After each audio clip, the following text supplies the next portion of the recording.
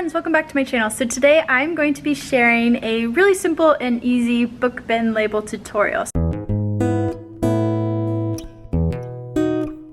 So I've gotten a ton of requests to do this video and to share my book bin labels, and so at the end of this video I will have my book bin labels linked down below in a PDF on Google Drive that you can access.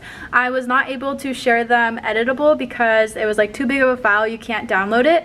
Anyways, so you can use the labels that I used, and then you can also make your own to supplement any ones that you want. And so I am going to show you how I made them and all of that fun stuff. And so if you don't know me, my name is Haley. I'm a first year kindergarten teacher, and I'm documenting my whole journey as a teacher. And so this tutorial is definitely very simple and doable, and I am no tutorial expert, so I hope that it is helpful. If it is, make sure you subscribe, give this video a thumbs up, and if you do end up using my book bin labels, I would definitely appreciate it if you posted a picture on Instagram and tagged me in it, because I think it'll be super fun to see all of your labels. And then also, these took me forever. I probably spent like 5 hours making them, just playing around with formatting and finding all the pictures, sorting all of them and stuff like that. And so I would definitely appreciate it if you would share them on Instagram. And let's jump into the tutorial. Okay, so I'm gonna show you. Also, I apologize in advance that there is this little logo guy. I did not want to pay for the $35 to get the logo off, so it's just gonna be here, so enjoy. Show you how to make the book bin labels. And so I'm actually going to open my file right now so that then I can show you what they look like. So these are the book bin labels that I created. So this is what I'm going to show you how to make. I'm not going to make all of them, obviously. I'm just going to make one to show you. So I'm going to insert a new slide. Okay, so you're going to want to open PowerPoint. So you'll get a slide that kind of looks like this. And then the first thing that you want to do is you want to change the size of the PowerPoint. So you go to page setup, and then I make it the size of a paper, and so it's 8.5 by 11. I don't know why the changed, but I do 8.5 by 11 because that is the size of a normal piece of paper. And then I don't really know what it means by that, but I just scale it. Okay, so the first thing that you're going to do, if you are using the pockets from Target, you want to add a 3x3 square. So I go to shapes, and you click what shape you want. I just want the square, and so then you should get this little cursor. And so you can just draw any size square, because it's not going to be perfect. And then you can go to shape format, and then change the size to just 3. So that then it is a perfect square. So you'll get an object that looks like this. So you want to go to shape fill, white, and then I use a black outline and I just make it really thick. So I go to weight and I change it to 6. And then you can look at it, see if you like it. I'm going to change it to a little bit less thick, like 4.5, like that. So now I have a 3x3 square that will fit perfectly into my pockets at Target. Okay, so now you have your square that is 3x3, and so what I did to get the little dots is I went to insert, shape, and then I clicked the little circle, and I just added the circle, and I'm going to zoom in. And so I don't really like the 3D look, that's just me, so I'm going to change it to the same sort of thing where it's just white with black outline. And then I'm going to change the weight to a little bit thicker. Okay, so now I have this. Actually, I want it to be black. Yeah, so something like this, and then I just make it small and put it there. I think it's 3D, which I don't really like, so I'm gonna, how do I,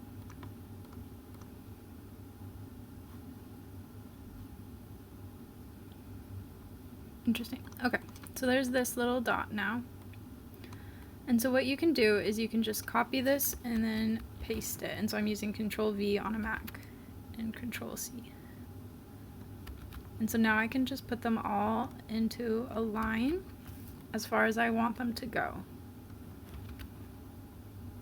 And so say that I want my last dot to be here and my first dot to be here. This is a cool trick that I just recently learned. So you can, I'm going to move this. You can, if it will work, you can go like this with them so that they're all selected, and then you can go to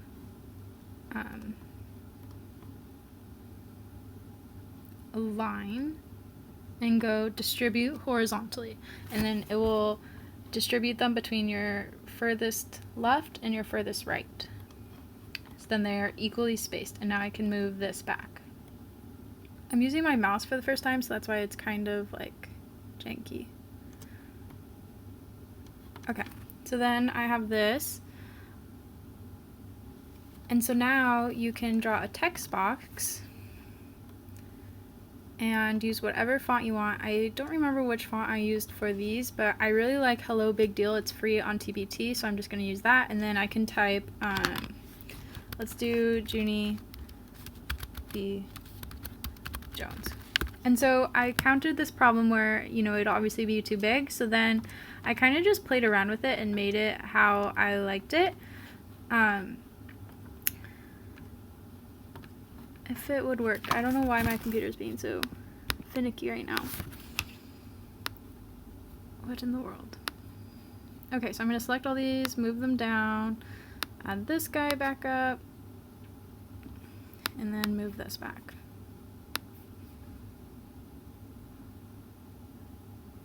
Like that. So this is what my label looks like right now. So now you can play around and make it a little bit bigger, smaller, whatever you want to do.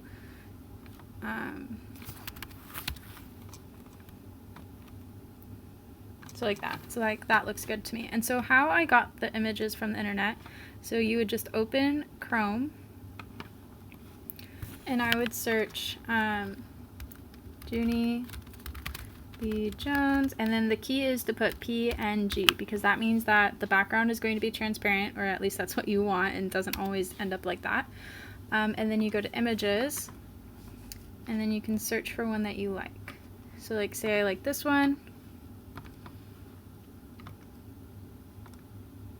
So when it pops up, if it's a PNG, you will see this background. But if it shows up like this on Google Images, that means that it's not an actual PNG. Those squares will show up on your picture that you choose. So I always choose one that goes like this, and then I'm going to just copy the image and paste it.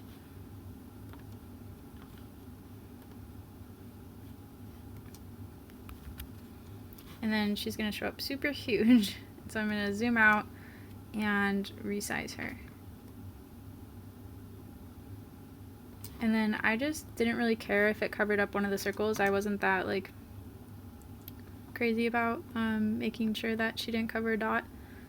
And so like that, this would be a perfect label just for me. And so this is how I made all of these labels, is that's the process that I would use. And then once I made one, I would just copy and then paste it a bunch of times so that then I didn't have to go through the whole process of making this image again. Alright friends, that is going to be it for this really simple, easy tutorial on how to make my book bin labels that I have. I hope you guys enjoy this free resource.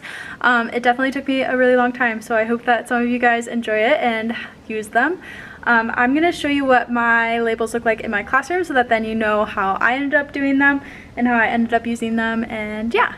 So this is what my book bin labels look like.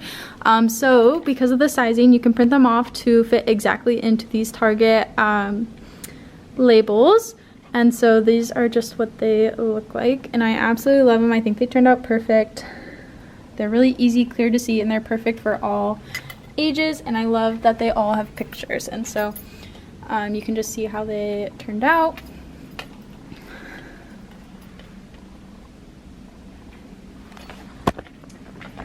So yeah, so I will have the link to the Google Drive in my bio of this video, the description. So I hope you guys enjoyed this video. If you did, please make sure to give it a thumbs up, make sure to subscribe, and I will see you guys in my next video. Bye!